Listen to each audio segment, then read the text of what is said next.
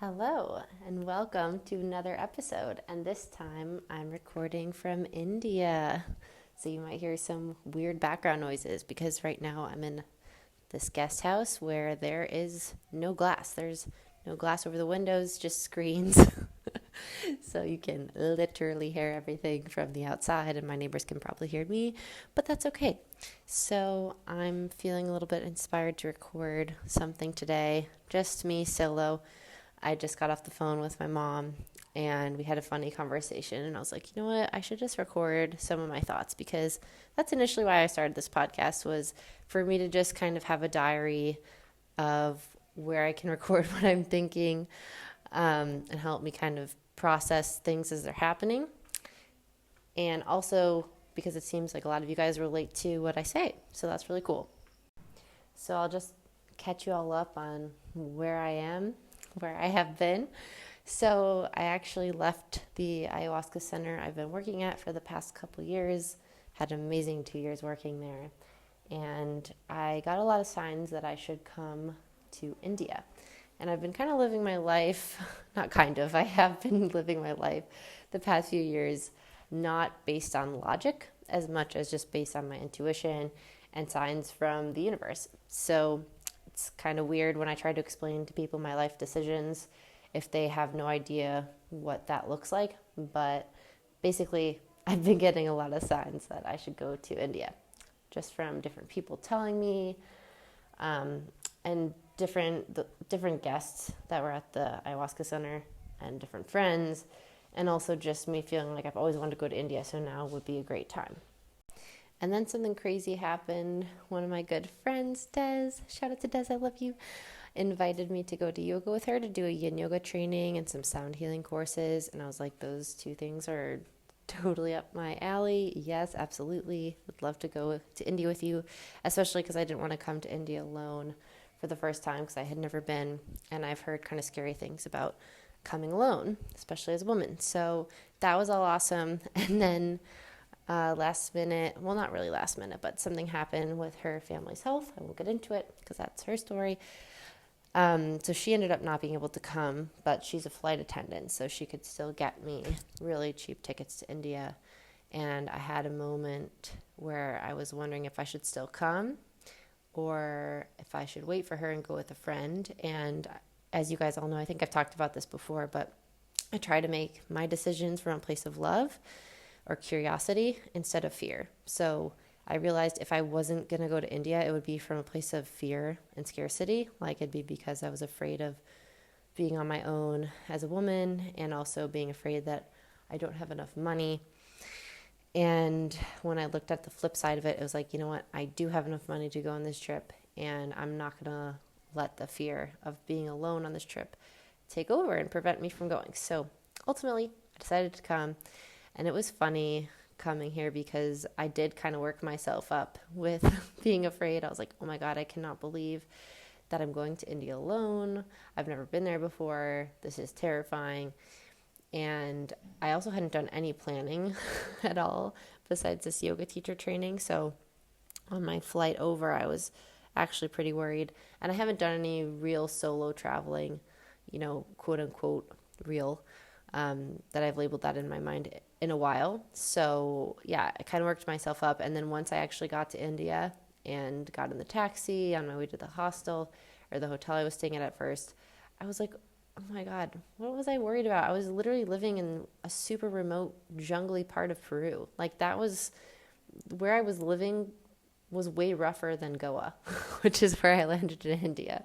So I was like, just because I hadn't classified it as solo traveling, I actually have been solo traveling the past 2 years. Like, every time I left the center on a plane or whatever, I was traveling solo, baby. I was walking those jungle paths barefoot by myself, sometimes for an hour at a time if I couldn't get a taxi if it was rainy. So yeah, I kind of forgot that I've been a badass with traveling alone in remote places, or places that are definitely not westernized.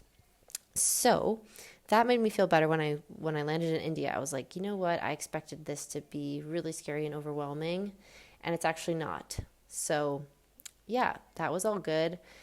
And I'll just give you guys a little update into some of the things I've I've been thinking about some of the themes, some of the stuff I've learned. So first of all, when I got to India, God, I just felt really horrible after a day of being in the sun. I tried to stay up and went to sleep when the sun went down to avoid jet lag, but it was really intense. Um, Basically, I couldn't sleep. There was like a dog barking right outside of my little hut all night, and I got really sick. It was a wild thing. I could feel myself getting sicker and sicker as the night went on, as I couldn't sleep. It was like directly related to, oh, you can't sleep, you're getting sick. Like there was no doubt in my mind that's what was happening, and yet I couldn't sleep. So it was pretty brutal. I was just sick for, I don't know, probably 30 to 36 hours. But, something that was cool that I realized is I think in the past, when I've gotten sick like that during travels or any other time, I tend to get pretty dramatic in my head. Like my thoughts can get pretty wild. And this time, I was actually pretty calm. I was like, okay, I know what's happening when I'm sick. My body's actually just getting stronger. I'll be fine. So even though I had these crazy thoughts and voices in my head, I didn't let them take over. I just allowed myself to sleep. And those voices did come in once in a while and were like, hey, you're in this new beach town in India. Are you really not going to get up from your bed and go explore? At least go for a walk, at least to a restaurant. And I was like, you know what? No, I don't need to. I just need to be in this little bed with this fan, and that's it. And that was truly it. And I realized, wow, that's actually, I know it sounds like a small thing, but it's a way that I've definitely grown over the past few years, is just allowing whatever's happening to be happening and just accepting it. And that was a pretty cool learning moment where I was like, okay, I didn't let this sickness totally spiral me out of control, which has kind of been a theme for this trip, but I'm getting ahead of myself. So after that sickness passed, then I was on the beach and I was happy, and then it was time for me to go to a different section of the beach and get my yin yoga teacher training. So when I showed up to this new place in Goa, there's only one other girl in the yoga course with me. And when we sat down, the guy who was leading it said, asked us to introduce ourselves. He asked us to say where we're from and all this other stuff. So she starts by saying that she's Lola and she's from Chicago. And I was like, I interrupted her to be like, no way. That's crazy. Just two girls sitting in India about to have this yoga teacher training, and we're both from Chicago. And we were like, she's 35, I'm 33. It was just a really bizarre moment. And honestly, from that moment on, we were friends. We just got along so well, and I'm so grateful that she was on my yoga teacher training journey with me, that we were together in this. But it was just funny. And I think towards the beginning, we were on the beach, and she said this quote, and I wish I remembered the exact quote. But the concept or the idea behind it was basically that a lot of times life is funny, that when we think our challenge is going to be one thing, it turns out to be a completely different thing. Like when we think our lesson is going to be one thing, we get a different lesson served up to us. And looking back, that was just such a good foreshadow from the universe about what this whole trip seems to have been about. Now that I'm a little more than 2 weeks in, 2.5, 3 weeks into this trip, it's like that has been the whole freaking theme of my trip to India. It's really just like whatever I have expected didn't happen. Like, it's silly to have expectations because a lot of times it's totally different from what you'd expect. And I already know this. This isn't groundbreaking stuff, but it was just so funny to see this unfold in so many different ways. Like, for example, that yoga teacher training. I won't say where I got the training from because I'm not going to say super nice things about it. It wasn't horrible. I still learned a lot, and I'm really grateful for my time there, but it also wasn't great. And it just wasn't exactly what I wanted, what I pictured, what I thought it was going to be, which is, another lesson in why expectations are not super helpful. Because if you don't have expectations, then everything's going to be fine. If you do have expectations, it's likely that life will not meet those expectations, so you're likely to be disappointed. And I know all of this already, so I tried not to have many expectations, but hey, we human out here. We can't really help doing human shit sometimes. So yes, I had expectations about this whole India trip. and did my best not to think about them too much. So that whole yoga experience was, I learned a lot about yoga, obviously, but also just to try to let go of expectations and just accept things as they are. And you know what? I did a pretty good job of that. I think I stayed pretty open, and I still had a really great experience. I felt very healthy with all the breath work and meditation. 3 hours of yoga we were doing every day. My body felt really good. And so after that experience, I stayed on the beach for a while and just had a really great time. I noticed my moods, my emotions have pretty drastic swings. And even at this point, I'm like, am I super moody and emotional? Like, I think those of you who know me probably have an opinion on that one way or the other, but I realized, at least from this trip, I'm realizing that I am way more moody, way more emotional than I ever thought I was, to the point where sometimes I'm like, oh my God, I am dramatic just within my head. Like, things are so dramatic sometimes. I'm going to pause this because people are talking outside the screen. So after the yoga training, me and Lola enjoyed a few days at a new beach town together. And then after that, I decided to go to a different beach town, just a little south of her. So we kind of parted ways. And the first thing I noticed was, damn, I felt lonely. Like, after that week of a lot of socialization with her and the other people at the yoga school, that was really fun. And then all of a sudden I was kind of thrust back into just being completely alone. And even though that's what I said I wanted, it was like once I got it, I all of a sudden was like, wow, I actually feel really lonely and really, separated. I miss community. And that feeling was pretty intense, but very short-lived. Like, the next day when I woke up, I felt amazing. I was like, yes, okay, I feel great. That was just a weird blip. But then I go out to this new beach and start to go in the water, and like, it's very clear water. It's beautiful, but there's a huge jellyfish by my foot. So I let out an audible yelp and ran back onto the sand and past these people who looked at me like I was crazy. So I kept walking, and I saw this big group of people in the water farther down the beach. And I walk back into the water, and they start running out, like running. And this Australian woman stops me, and she's yelling something at me, and I'm like, what?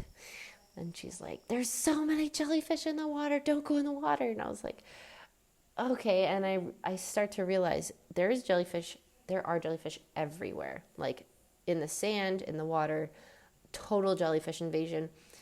And I don't know, I almost wanted to cry. I was like, why did I leave that beach town where Lola was at? And it was a beautiful beach, like spotless, clear water. And there was all these amazing restaurants and yoga studios. And I just had this moment of like, oh my God, Brittany, like this negative self-talk, right? Where I'm just like beating myself up for constantly needing to change when something's good.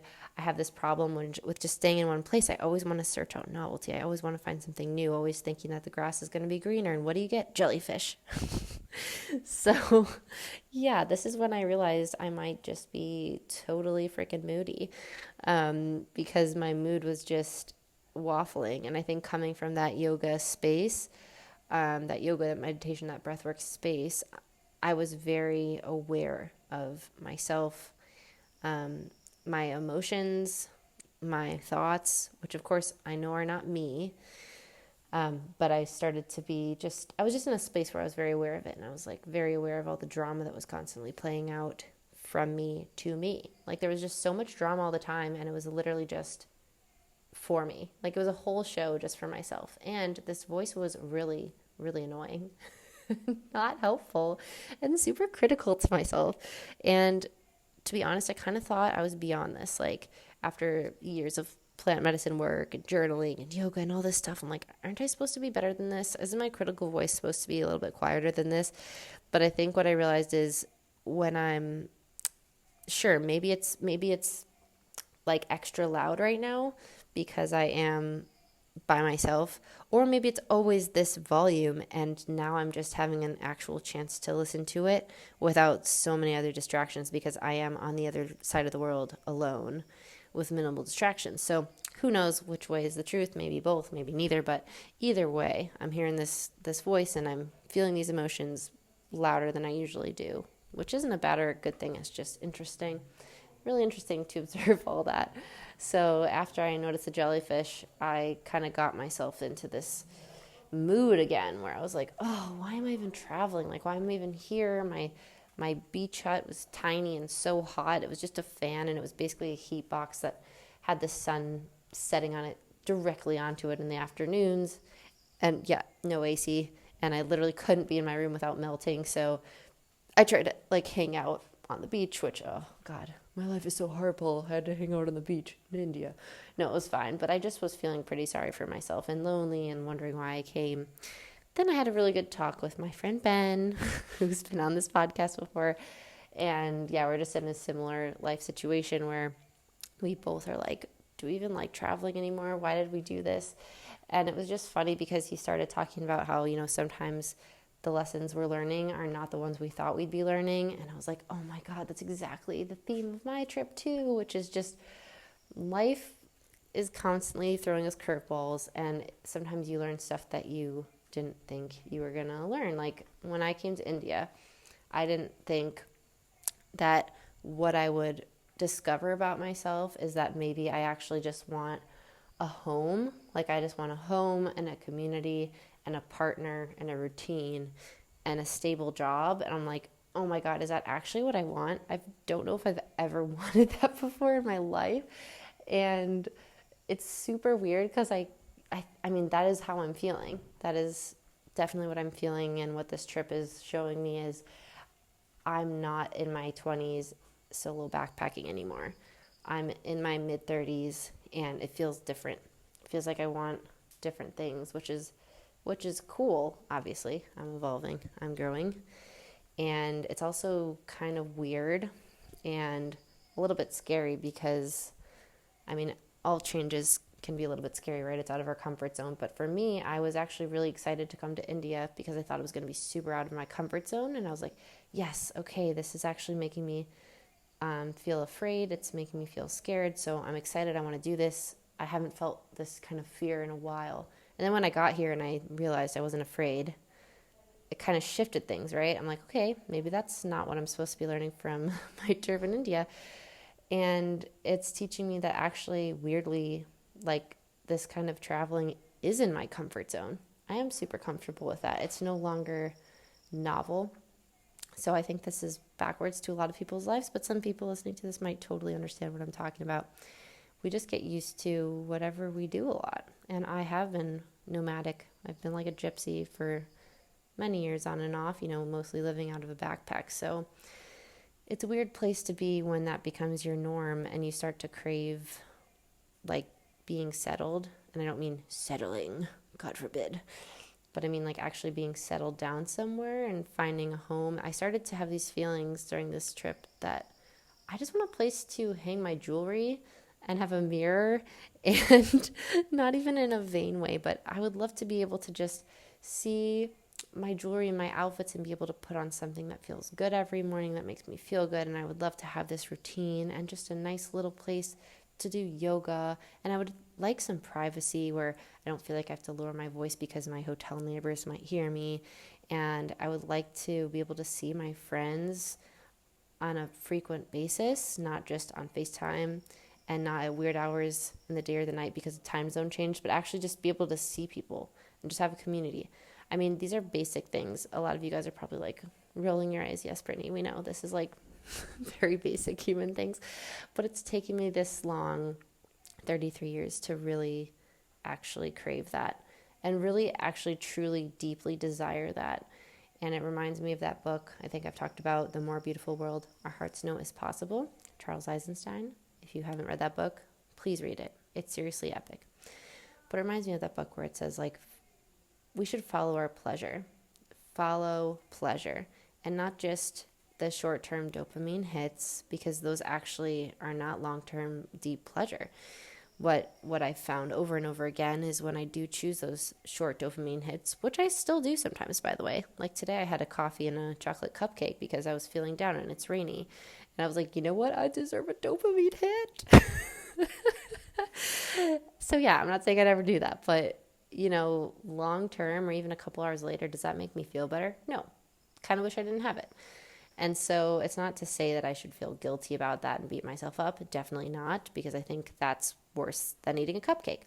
But what I am saying is pay attention to what actually brings you long-term pleasure. Like, for example, me waking up and meditating or doing some breath work or moving my body and doing yoga and dancing or talking to my mom or talking to friends. It's like these things do make me feel better. Overall, in the long term, I have more energy. I feel invigorated. I'm energized. I'm excited about life. Whereas if I'm just watching TV, feeling sorry for myself and eating sugary foods, I feel like shit. I have a hard time sleeping. I just don't feel good about myself. Again, this is not like rocket science, like earth-shattering findings, but it's just interesting that this is what me coming to India has taught me. Oh, life is hilarious sometimes. I really think that the universe, God, whatever you want to call it, definitely has a great sense of humor, because I had to come all the way to India to realize that what I'm seeking is actually just kind of a more stable, routine life. Oh my God. Even saying that out loud kind of freaks me out. I'm like, who am I turning into? But that is actually outside my comfort zone. I haven't lived in one place for longer than 2 years since I was 18, and I'm 33. That is fucking crazy. So to a lot of people, like I said, maybe being nomadic and gypsy is novel and exciting and new and out of their comfort zone. But for me, finding a place and committing to it and committing to maybe a community or a friend group or a job, yeah, that's out of my comfort zone, baby. So very unexpectedly, I mean, I know I'm only halfway through this India trip, but that's what I've learned so far. So, what's funny is the next day when I went to the beach, jellyfish were completely gone. And I kind of had forgotten about them until I was walking through the water, and I'm like, oh yeah, there was like a whole jellyfish invasion here yesterday that kind of launched me into this tailspin and into this depression mindset. And now today I woke up feeling good, did yoga, did meditation, didn't even realize that the ocean was clear of jellyfish. So again, just a little reminder for me that it's so much easier for us to complain about things that aren't going well instead of taking the time to have gratitude for everything that is. And at one of my yoga classes, the teacher led such a beautiful shavasana and gratitude practice where she was just talking about all the things we could be grateful for. And she went on for a really long time, and it made me pretty emotional because I just realized a lot of the stuff I have been taking for granted lately. My family is just so amazing. My friends are so amazing. My body is healthy. Like when I wasn't sick anymore, I just was like, wow, every day we should be so grateful for our healthy bodies that can move and our legs that can take us places in the water that we have to drink, while so many people don't have that, and just the abundance that I have to be able to buy me food and water and a place to sleep and a roof over my head. I mean, I could go on and on, but this gratitude practice is so important. And I already knew that, but it feels very important right now. So yeah, noticing that the jellyfish were gone, I was like, you know what? I took that for granted too.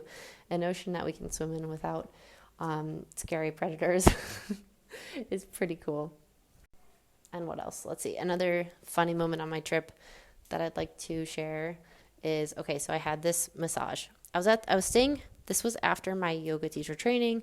I went to go stay at this other place on the beach, which was basically like a yoga hotel kind of thing. It was a tiny little hotel where they had yoga classes twice a day. It was really cute and it was really perfect. So I was staying there and I asked them if they knew of a place where I could get a good massage. And she was like, ooh, I can tell you. The woman who owned the hotel was like, oh, I can tell you about where all of the yoga instructors get their massages, but it's not going to be a relaxing massage. It's going to be very intense. And she's like asking the girls around her to back her up on this. And the girls around her are like, oh my God, yeah, it's so painful. And me just being a little cocky, I was like, oh, you know what? I'm good with pain. Like, I'm totally okay with pain.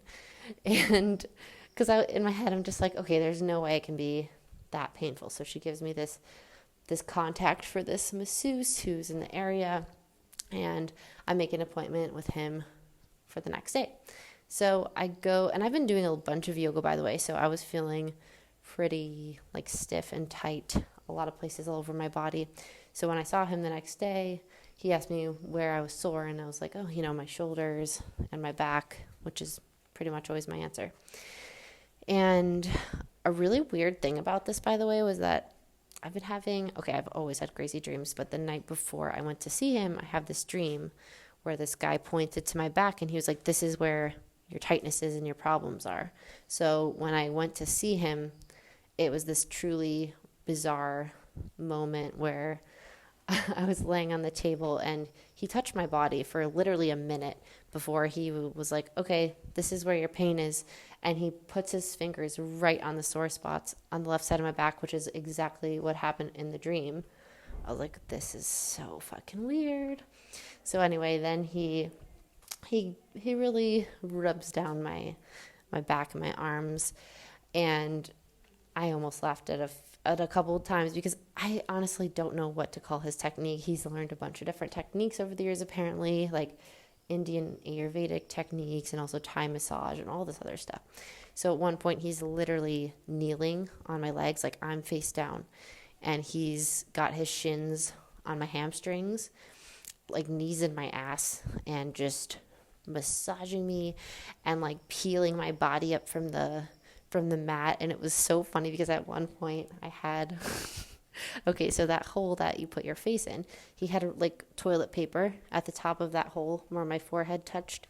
And so when he grabs my hands and lifts me up from the back, so it's like I'm like, I don't know, my back is curved and my head comes up, there's just a stream of toilet paper that was coming down from my forehead down into the hole. And that's the first time I almost lost it with laughter, but I managed to keep it in. And he because I feel like Free Willy or something, like a dolphin who's like breaching off of this massage table, and I'm fully coated in oil, and I'm just like, okay, this is getting weird with this man like kneeling on me. And then he starts doing all these crazy like kind of like Thai massage maneuvers, and it felt really good though. That was all fine until he got to my legs.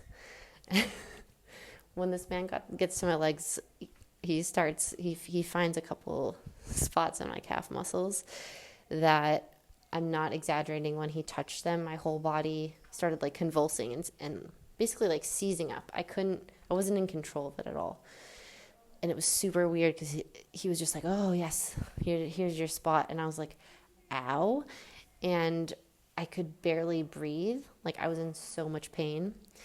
And he just kept going. And I was like, okay, I didn't say stop, but I was basically like, at any other massage when my body was reacting the way I did, or I was having that tone of voice, the masseuse would stop, and move on or go softer. This guy, no, he showed absolutely no signs of slowing down. And all he said was, just breathe, keep breathing, just keep breathing.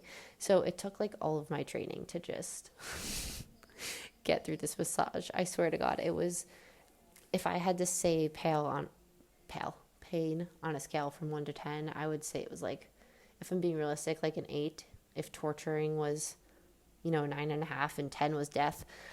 It was pain that was so great. I thought I was about to pass out. Like I literally thought I was about to, just pass out from the pain, because he went in, and then once he found the spot, he went harder, and then he wouldn't stop.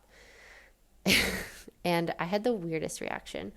I'm sure a lot of you won't actually find this weird if you know me, but I started laughing hysterically. Like, it's kind of like when I have this nervous laugh, or I feel uncomfortable and I laugh. It's kind of like that, but pain laugh. I didn't know that was a thing. So yeah, apparently that's a thing for me. I was cracking up. Like I was losing it.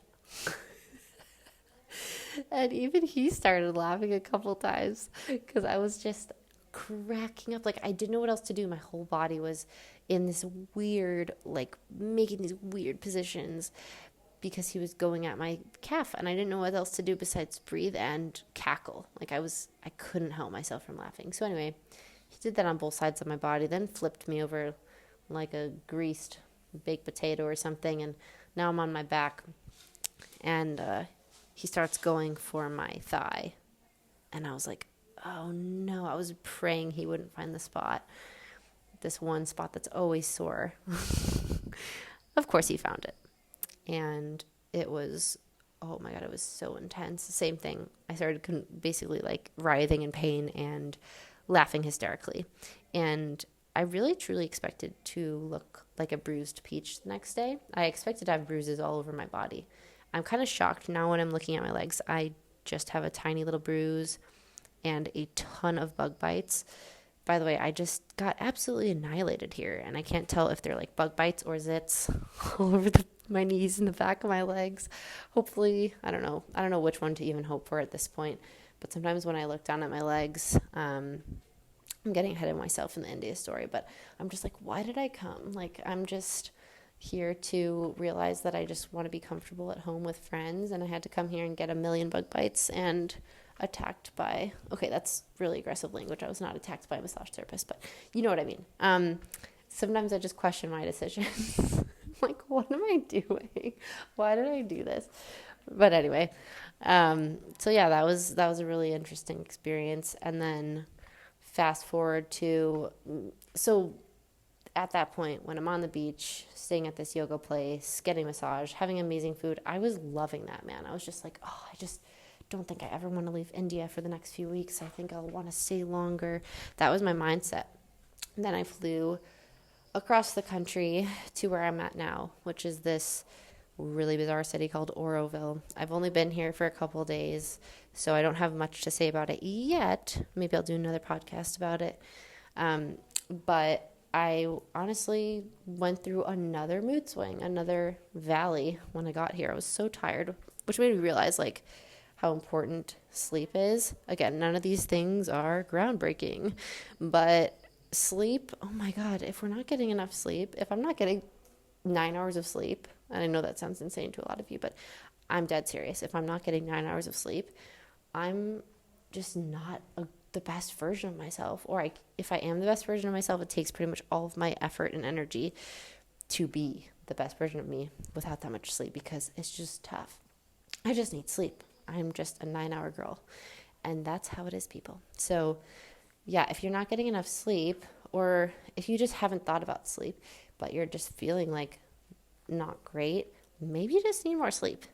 Seriously. It's like, I thought of it like when you're in tech, and if your computer, your phone's just not working, it's kind of running slowly, the first thing that you do, turn it off and on, restart it.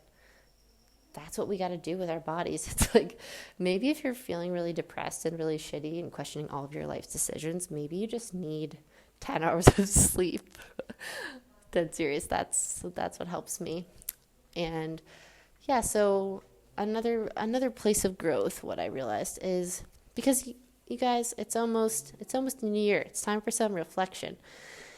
And you guys know I love me some good old self-reflection, but I would also suggest, if you guys haven't done this yet, take the time to reflect on how this year's gone, like what you're proud of accomplishing and how much you've grown. And if that sounds like a totally unrelated topic, I promise you it's not, because I was doing some reflecting, and one thing I realized was I've just gotten so much gentler with myself. And when I did arrive here and I was in a really shitty mood, I was like, you know what? I feel very self-aware lately. And yes, I feel sensitive. Yes, I feel moody, but it's because I've landed in a new place, and I almost always feel like I'm not in a great mood when it's the first day in a new place for me, because transitions are hard. And I also almost always feel in a bad mood when I haven't gotten enough sleep.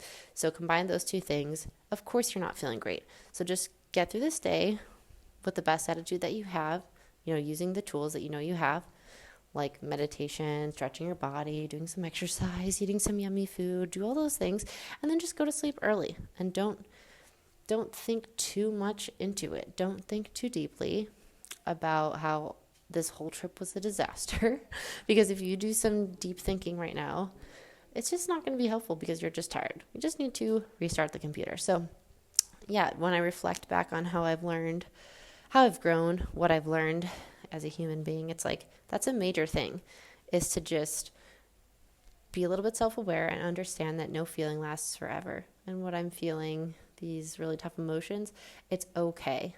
I know I've said this a million times in the podcast, but it's really weird when you actually put these things into practice in life, when you're like, you know what, I'm feeling crappy, I'm feeling tough on myself.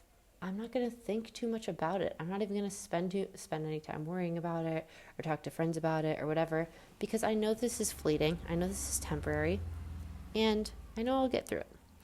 So yeah, I had a good night's sleep, woke up, felt so much better.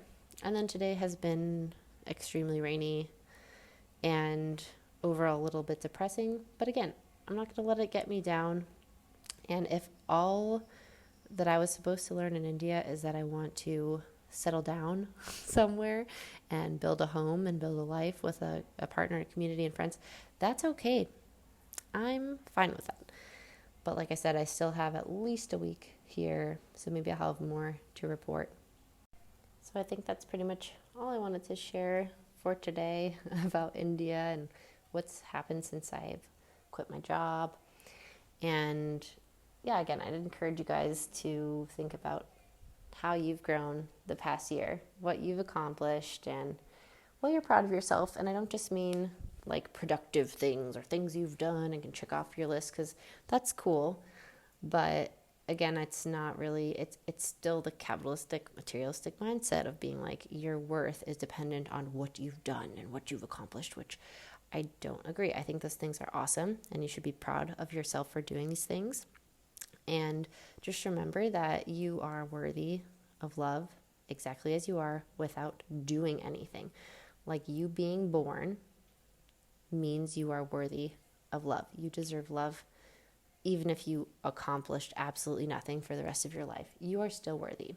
You're still worthy of taking up space. You still have unique, special gifts that no one else in this world has. So I encourage you to do some reflecting before the end of this year, just because it's fun to look back on the past year and then maybe think about what would make you feel successful in the next year. So how would you define success, and what would make you feel like successful in the next upcoming year? And I'm going to do that myself as well.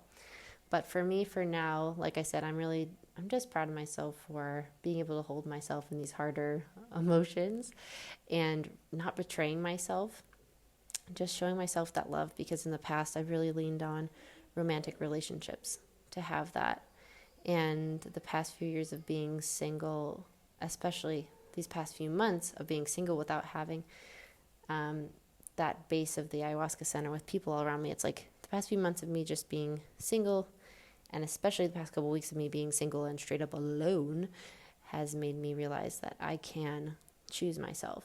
I can give myself that love. I don't need to constantly reach out to get it from other people, to get that validation from others. I can and do and will give that to myself. And it's not always pretty. I fuck up and I'm not perfect. And I do lapse into eating a bunch of sugar and watching a bunch of TV on my laptop and feeling sorry for myself. But you know what? I don't guilt trip myself for having those moments, for having those hours. I really don't. I'm like, you know what? This is so much better than I used to be. And I love myself. And I have these moments where I know exactly how to make myself feel better. I get outside. I go for a walk. I dance around. I listen to music. I listen to ABBA. I sing. So, yeah, I'm sure you guys have all grown so much in the past year as well, if you really allow yourself to think about it, and not from a productive standpoint, but from who you are as a human, what you're proud of. And just know that I'm sending you so much love from India, wherever you're at in the world. I'm so grateful that you listen to my ramblings, and I hope that you enjoy them and you take a little something from them. And I hope that you also remember that being alive is such a gift, and we take a lot of things for granted. So try to just remember to have gratitude for all the little things in your life, and that all of these mundane moments actually make up our life. And a lot of us can be guilty of that carrot, the horse with the carrot mentality or mindset, which is like, oh, I'll be happy when, and just constantly chasing that carrot that's in front of us that we'll never actually get, instead of just sinking into the moment and allowing ourselves to be with what's really here and be grateful for what's really here. So simultaneously accepting who we are now and recognizing that we can always grow. So much love. Thanks for listening.